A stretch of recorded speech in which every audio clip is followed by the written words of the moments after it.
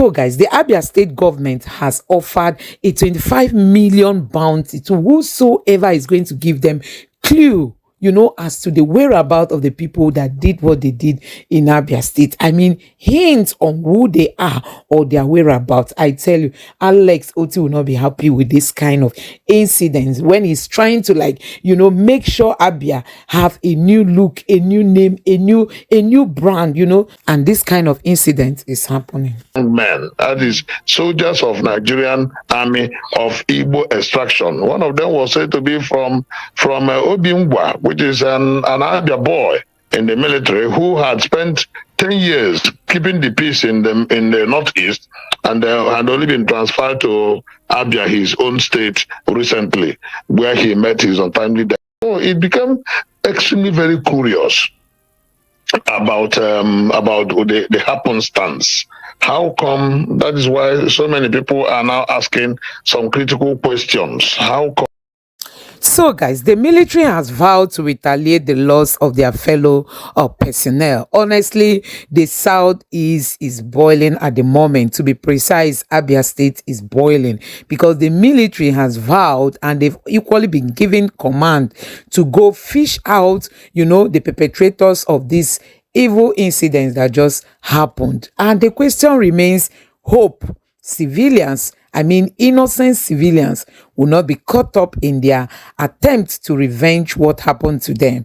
So, guys, it might even shock you to know that the bodies of the military personnel that have been identified, those who were sent to eternity, the bodies that have been identified, it has been proven that they are even from the southeast. You can imagine the southeastern has been the one hurting themselves. So the military must have learned their lessons from what has been happening. Possibly this time around, they are sending only those from the southeast descent, back to the southeast, so that should there be any negative thing that happened, they will still be the one to be caught up in that. And that is why we say, Nigerians, we should pursue peace no matter the level of discrimination, the level of maltreatment that the Igbos feel they are experiencing in Nigeria. So, guys, let me allow you listen to what this analyst has got to say as regards to what is happening currently in Abia State. Take a look. First and foremost, I want to condemn in very clear, unequivocal terms the act of Nigerian soldiers who are there to do their legitimate work. I also condemn the act of even civilians who were also mauled down on account of the sit-at-home order that was being enforced or whatever reason. It is utterly condemnable, and we want to encourage the government and the security agencies to fish out these perpetrators, whoever they are, and make them to face the full weight of the law. But in fishing them out, the report said that they were masked men. Yes. So their faces were unknown, their identities were unknown, and nobody knew exactly where they came from. And the only thing that we saw was that they killed and maimed people senselessly and mindlessly.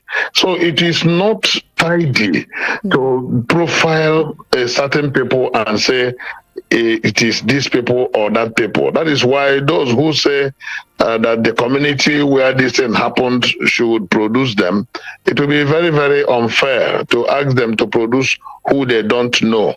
Everybody was under the trepidation and fear when the gun sounded and people scampered for safety. The men were masked, and at the end of the day, we learned that some soldiers lost their lives. Again, we don't know the number. The information we got initially was that 2 soldiers lost their lives, and later on some other media outfits said 3, and so later some others said 5, but they said 2 dead bodies were identified. And unfortunately, most unfortunately, the 2 dead bodies that were identified as Igbo young men, that is, soldiers of Nigerian army of Igbo extraction. One of them was said to be from Obimbwa, which is an Abia boy in the military who had spent 10 years keeping the peace in the northeast, and had only been transferred to Abia, his own state, recently, where he met his untimely death. So it became extremely very curious about the happenstance. How come? That is why so many people are now asking some critical questions. How come that the two identified dead bodies of the soldiers were all Igbo boys, and the others are asking where are the other dead bodies? But that is not even the issue. The issue is that some people lost their lives, both soldiers and civilians, which is utterly condemnable. And people are now even asking. The Abia State had been very calm and very quiet of late, and we never had all these problems in Abia for a very long time. In fact, when even in the height of unknown gunmen attacks against civilians,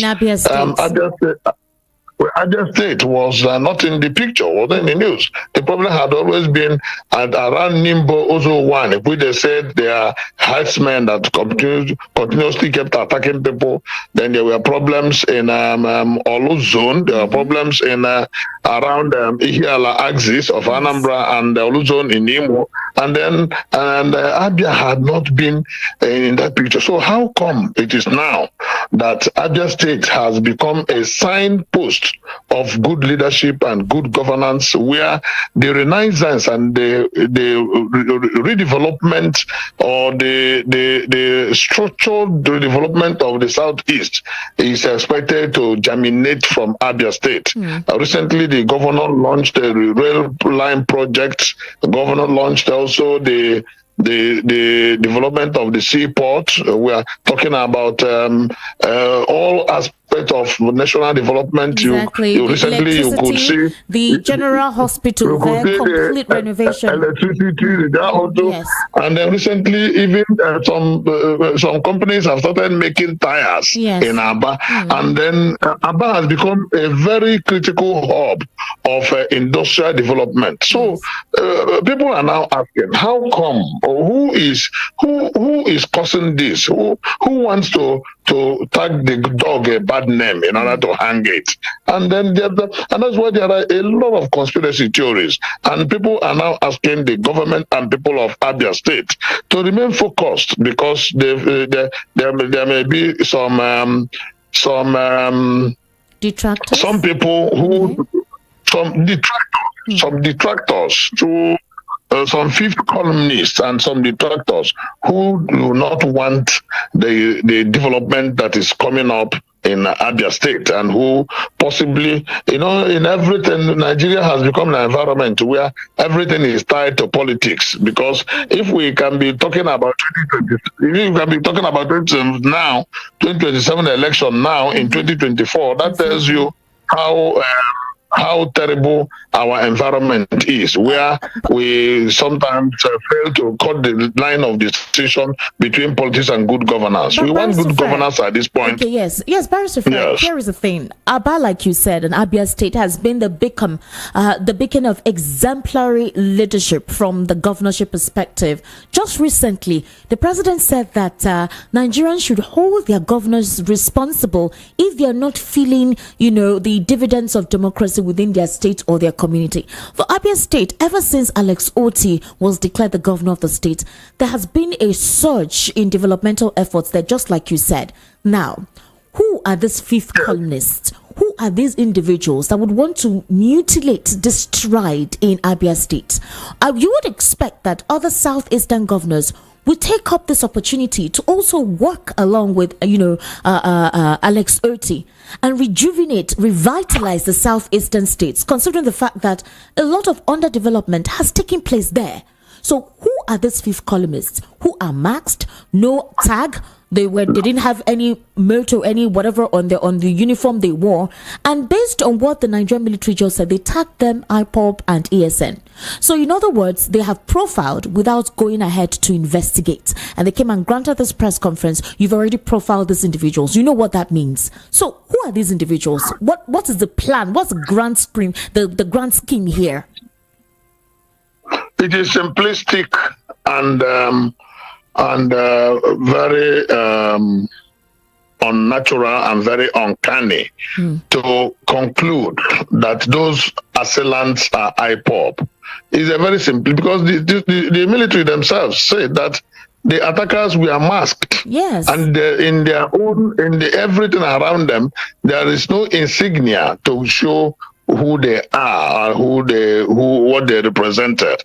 So how come the military just concluded that they are IPOB men, and then it is not it is not tidy, and we want to urge the military to look deeper and not hold on what they could see as a low-hanging fruit. Oh, because IPOB has been erroneously proscribed. It is IPOB. The issue of proscription of IPOB is still a contentious one, because the whole of the world, none of them recognize such proscription. The Mieti Allah, which was outrightly proscribed outside Nigeria and tagged the fourth largest terrorist organization in the world, their leader had just received the discontinuance of his trial in court. Exactly. He was cleared of all terrorism-related charges. The Federation entered a nolle prosequi, and all the charges against him were dropped. So when things like this happen, it worries sensible Nigerians and observers and watchers of Nigerian politics, because the leader of indigenous people of Biafra has been in detention and has received a court judgment saying he should be released, both at the state level and the Federal High Court. The Court of Appeal has also said that he should be released and compensation paid to him. That detention is illegal, but still, federal government is still holding him for whatever reasons that they know. And that is why Nigerians want to salute Alhaji Atiku Abubakar, who has advised the government that they should explore political solution in issue and the case of Nnamdi Kanu. The same way the government deployed political solution. Yes, Barrister Fred, just like you talked about Mieti Allah, the incarceration of Nnamdi Kanu happened before this Mieti Allah leader who was declared a terrorist, and now he has been cleared of it. What exactly do you think they have, I don't know, the federal government has against Nnamdi Kanu that they have been taking so long in keeping him within the DSS custody? He has asked for access to medical checkup. He has asked that, okay, let me be placed under house arrest. Whatever conditions you want to give, I will obey them. He has asked that if you cannot do that, grant me access, let me transfer me to Kuje prison so that I can strategically discuss with my legal counsel. But all of this has been turned down. The last time when he requested for bail, guess what happened? They declined. Nnamdi Kanu vituperated in court. He had to defend himself. So what exactly is the problem? Because this is the reason why there are conspiracy theories that this is deliberate, possibly because of the geographical location. I want to speak exactly what the court has said. The court has said releasing Nnamdi Kanu. Federal High Court said so. Abia State High Court said so. Court of Appeal said so. Releasing Nnamdi Kanu, let him go home and pay him compensation because of the illegal extraordinary rendition, which is akin to a state kidnap, which the government of Muhammad Buhari perpetrated in 2021. So what else do I have to say, apart from the fact that now there are no charges against Sunday Igboho, he is at home. There are no charges against the leader of Mieti Allah, he has gone home. An organization that threatened the sitting governor and said, the same man said that they would have shot and killed Samuel Otom of Benue State, and that he was, even while he was a sitting governor. And then they were seen taking photographs with all manner of people, including Gumi, Alhaji Gumi, who will take photograph with them, Sheikh Gumi, and you will see them with automatic assault rifles, and nobody has said anything against them. Today, the charges against the leader has been dropped. So how do you want a reasonable Nigerian to think? What is the offense of Nnamdi Kanu that he should not be let off the hook based on the judgments of the courts, not one, not two, but three judgments, not only at the High Court, but at the level of a Court of Appeal. Yeah. So only government knows why they are still keeping him. But for whatever reason they are keeping Nnamdi Kanu, his continued detention is illegal, illegitimate, unlawful, and an abuse of his fundamental right as a citizen, an abuse of the provisions of the Constitution. Now, Atiku Abubakar has said that when this man is out, let us now use the opportunity to separate the wheat from the chaff, so that let us know who are actually on the side of the people and those who are trying to cause confusion in the system. In 2022, under President Muhammadu Buhari, there was a gun battle between. There was a news report came that there was gun battle between some unidentified unknown gunmen that they called ESN with the soldiers, and then about 2 or 3 of them were killed. The 2 or 3 unknown gunmen operatives were killed, and one of them was identified to be an operative of the SSS. It was in the news, and it was quickly covered up. What did that tell you? That tells you that there is more to what is going on than meets the eye. There's an agenda somewhere. The government must not lend itself to all these conspiracy theories, and some of them are issues that some people know what is going on, but the majority really don't know what is going on in the politics. How do you think the president can stop this agenda? Like you said, there's an agenda somewhere. Somebody is trying to make an agenda realistic, which will not be good for the stability of the nation. How do you think the president should intervene here? Because there have been calls on the president to intervene in this matter. How soon and how should he intervene actually? Whatever authority that the Attorney General derived to enter nolle prosequi in favor of the leader of Mietiala, Attorney General should also use such authority to enter nolle prosequi in favor of Nnamdi Kanu, because he has the constitutional authority so to do. If he derived that authority from the instructions of Mr. President, let Mr. President also instruct him in respect of Nnamdi Kanu. Because people have said times with that number that Nnamdi Kanu himself has said he never authorized anybody to kill or maim or even disturb the people or the peace of the people. He has said that openly times with that number. And he escaped incarceration. If he's released, then government will now be able, nobody can now come out and say he is fighting for release of Nnamdi Kanu. Today, he has even asked them, stop fighting on my behalf. I will fight my battle constitutionally and come out victorious. He has said so times with that number. But there are people who are criminally minded and who are causing problem in the system, killing innocent ones, all in the name of the fight for Biafra. They are not fighting for Biafra.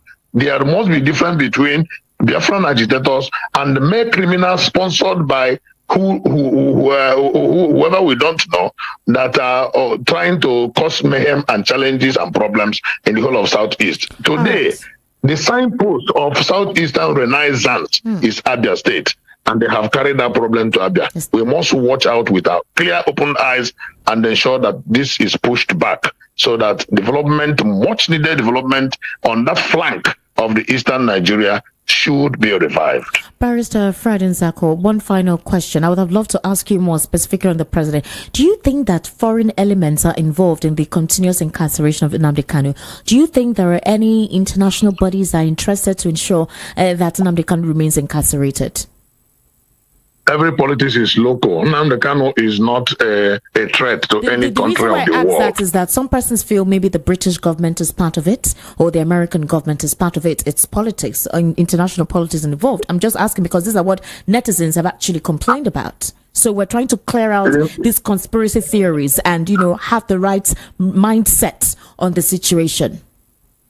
Britain has been known historically to have worked against the interests of the Igbos. It has historical antecedents before independence, after independence, during the Civil War, and thereafter. So it will go without saying that Britain has that penchant of working against the interest of the Igbos. But Nnamdi Kanu, as a person, is not a threat to any country. He's only asking for self-determination in a very civil manner, which there are several templates around the world. Britain themselves have also demanded their own self-determination, and they left the European Union under the Brexit. So it amounts to untoward and terrible flip-flop if Britain cannot give what they can give to themselves and they cannot give it to other people. What Nnamdi Kanu is asking for is equal to what British people asked for in Brexit. Barrister Fred Nzako, I said final question, but I'm sorry. Just this one in a minute. The president has explained the reason why he reintroduced the old national anthem, and for him, he said the reason is because it has always been a priority for him. That when he went ahead to campaign, he campaigned as a family member, as a brother, as a sister. He did not campaign as vote for me as a Yoruba man. But, netizens were against this because of the fact that there's a lot more pressing issues that the National Assembly could have assented to rather than having to go back to the old national anthem. What's your take on that? Well, the battle of debate is an ideological battle between the old and new and the current national anthem. You first ask yourself, who wrote the 1960 national anthem? And who wrote the 1978 national anthem? The second thing you ask, look at the content of the anthem. In the 21st century and this day and age, I will be talking or dwelling more on tribe instead of statehood. What we see is that there's going to likely to be an ideological clash between the old and the new. Yeah. There's going to be an ideological clash. Some people, when they say sing national anthem, some people will be singing the new one, while others will be singing the so now, because there's no the new one, the current one that had just been jettisoned, stayed in our lexicon, in our political geographical lexicon for 46 years, whereas the other one stayed for 18 years. So you can now imagine which one has been etched into the minds and psyche of the people. And if Mr. President said it has been his personal ambition, are we now talking about the personal ambition of Mr. President, or are we talking about the ambition of Nigeria? That is a critical question that we need to ask. That's a very beautiful ending to this conversation this evening on the World News at 6. I sincerely do appreciate your insight to these issues. Good evening. Many thanks. All right. To wrap up the World News at 6, here again are the top stories. President Tinubu breaks silence on reintroduction of old national anthem. Minimum wage negotiations deadlocked again. Nigerian military vows to retaliate soldiers' killing by IPOB in Abia State. Ohanese youth condemn Abia soldier killing. Atiku Abubakar asked for a political resolution to Nnamdi Kanu's issue. And 40 directors fail federal government promotion examination. That's a wrap. So guys, you have seen it for yourself. Honestly, it is really so sad to see that this is happening in Abia State. Alex Oti has been putting in his energy night and day to make sure Abia State transformed. And people are even thinking if these people were just sent to come and disrupt, the peace that Abia State has been enjoying since Alex Oti came in. Some people are like, maybe it's the enemies of the government that came in, because these men were masked. People are just speculating that they are IPOB. Nobody even knows if they're actually IPOB members or if they are those who do not like the progress so far by the Alex Oti's government, and they just want to come and pour Gary, to pour sand into his Gary, and that was what happened. And there are a whole lot of postulations and all that, and people are speculating all kinds of things because nobody knows exactly what happened. But all the blame has been moved on to the IPOBs, because it was a sit at home, and some of this group were coming out to enforce that sit at home to really actually hold, and possibly they are sensing that they might be the ones who must have carried out this. Anyway, Abia State government has raised a 25 million a kind of amount of money, bounty, to be given to anybody who can give hints on who is involved in all this. So we just hope that the military will take their time, to do diligence to this case so that they don't involve innocent people. That is just it. When things like this happen, it is the innocent ones that suffer. And that is what we don't want to see. We want them to be mature in the way they are going to handle this case. Let it not be like what happened in Delta State. We just need maturity this time so that this country can move forward. Let me know what you think about this in the comment section below. Alex Oti will not be happy with this kind of disruption to his government. Honestly, this is really not good for Abia State. This is the image Alex Oti is trying to make sure Abia State wears a new image. You can imagine denting his image. Some people are even saying it might even be people who are jealous of what is happening in Abia State that just want to put Abia, in a bad light out there. And that was why they allowed these people, they sent these people to come and do what they did.